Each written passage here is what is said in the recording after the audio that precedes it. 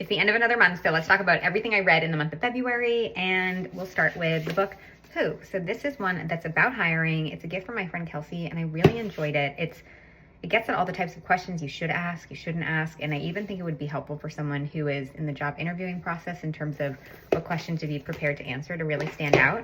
And then the next one is by Gabby Bernstein. It's called Self-Help, and if you're not into woo-woo, then you may not love it, but I really liked it, super encouraging, and I find her to be really inspirational. So that was the second one. And then the next was Elements of Eloquence. And this is something that I found while I was looking for something on body language, and it's actually about writing, but it's so good. And it talks about how things like to be or not to be, or run Toto run, or things like Bond, James Bond, all these lines in music and literature and even the Bible that really stick with us, what they have in common. And it's great for anyone who wants to learn how to write and communicate well. And then the next one was The Like Switch. So this is by Jack Schaefer. He is a former FBI agent. It is about how to become more likable.